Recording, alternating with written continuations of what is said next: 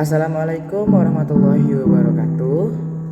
Halo semuanya, perkenalkan nama saya Muhammad Sikseniago dari kelas 10 Kelar 2. Jadi di sini saya akan menjawab soal PAS Informatika yang berada di depan saya ini. Ya, ada 4 soal. Saya akan menjawab soalan pertama. Apa pelajaran yang diperoleh selama melakukan aktivitas di bab 1 dan 2? Jadi selama yang saya pelajari di bab 1 yaitu ada apa itu informatika.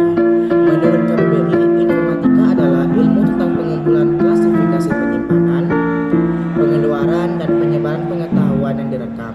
Informatika dapat pula diartikan sebagai hal-hal yang berkaitan dengan informasi atau usaha dalam bidang informasi. Ada pula pengertian informatika menurut tim Kemendikbud tahun 2021, yaitu bidang ilmu mengenai studi perancangan dan pengembangan sistem komputasi, serta prinsip-prinsip yang menjadi dasar perancangan dan pengembangan tersebut. Dan selanjutnya ada mengapa kita harus belajar informatika. Jadi, perkembangan teknologi dari waktu ke waktu secara otomatis mempengaruhi kehidupan manusia. Kita perlu melek teknologi dengan mengikuti perkembangan era digital. Oleh karena itu, kita perlu memahami bidang informatika karena setiap aktivitas sekarang dilakukan dengan berbasis teknologi digital. Selanjutnya, apa yang saya pelajari di bab 2 yaitu ada berpikir komputasional. Berpikir komputasional itu merupakan proses berpikir yang dilakukan secara berurut, benar dan sesuai dengan menggunakan langkah atau tahapan yang masuk akal dan logis, mudah dipahami dengan tujuan untuk memecahkan masalah yang ada. Konsep dasar seorang ahli informatika berpikir dalam memecahkan masalah dibawa ke dalam konsep berpikir komputasional. Ada 4 fondasi dasar berpikir komputasional, yaitu abstraksi, algoritma, dekomposisi, dan pengenalan pola. Abstraksi merupakan proses penyajian data dengan tujuan mendapatkan informasi yang penting atau informasi inti saja dan tidak memunculkan informasi tambahan dengan tujuan menggunakan informasi yang tepat untuk menyelesaikan masalah yang ada. Dekomposisi merupakan salah satu bagian dari fondasi berpikir komputasional dengan cara memberikan beberapa solusi dan tahapan yang terstruktur sehingga permasalahan kompleks yang dihadapi menjadi lebih sederhana.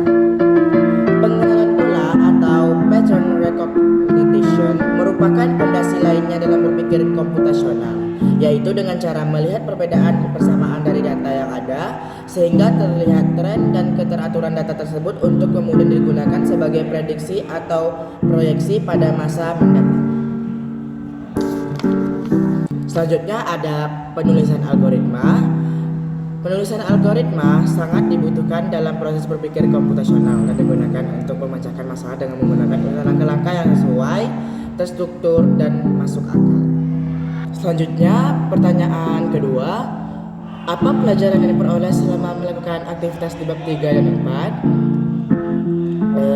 Yang saya pelajari di bab 3 adalah yaitu tentang teknologi, informasi, dan komunikasi.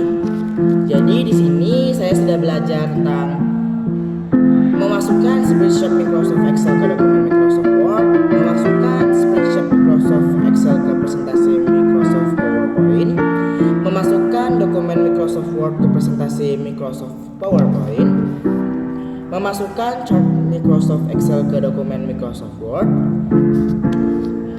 membuat daftar isi secara otomatis ke Microsoft Word, membuat surat masal dengan Microsoft Word, fitur sort dan filter pada Microsoft Excel,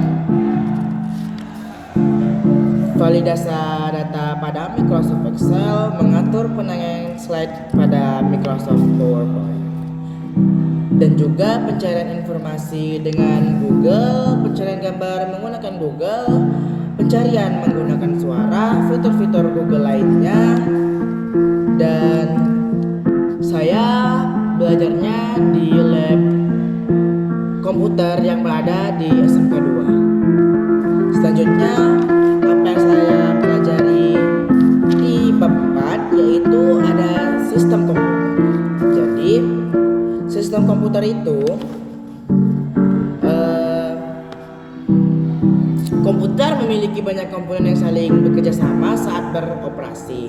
Dua komponen penyusun utama sebuah komputer adalah perangkat keras dan perangkat lunak yang dibuat dari sebuah program kontrol atau perangkat lunak sistem operasi dan program lainnya. Komponen terakhir adalah brainware atau manusia, karena pada dasarnya yang mengoperasikan komputer adalah manusia, bukan robot. Semua komponen di atas bekerja bersama dalam sebuah sistem. Artinya setiap komponen saling bergantung dengan komponen yang lainnya sehingga tidak dapat bekerja sendiri. Jadi berdasarkan komponen penyusunnya, sistem komputer terdiri atas perangkat keras, hardware, perangkat lunak, software, dan brainware. Perangkat keras atau hardware merupakan komponen fisik yang ada pada sistem komputer berisikan perangkat yang dapat dikategorikan sebagai perangkat input, perangkat pemrosesan, dan perangkat output. Selanjutnya, perangkat lunak atau software merupakan komponen dari sistem komputer yang membantu perangkat keras dapat berfungsi sebagai mestinya. Perangkat lunak berisikan kode program, sistem operasi, dan aplikasi pendukung yang diinstal pada perangkat keras yang kamu gunakan. Selanjutnya ada brainware, merupakan pengguna user yang berkaitan dengan pemakai dari perangkat lunak dan perangkat keras dalam struktur sistem komputer. Jika ada perangkat keras dan perangkat lunak, maka harus ada pengguna dan mengoperasikannya. Selanjutnya, pertanyaan yang ketiga, apa pelajaran yang diperoleh selama melakukan aktivitas membaca buku informatika secara individu? Yaitu yang telah saya pelajari selama ini tentang apa itu informatika dan juga mengapa sih kita harus belajar informatika, yang seperti yang saya jelaskan tadi di soalan pertama, dan juga saya juga mengerti bagaimana mengoperasikan komputer seperti membuat PPT atau PowerPoint, menggunakan Microsoft dan juga Excel, dan saya juga sudah mempraktekannya di lab komputer yang berada di SMK 2 ini.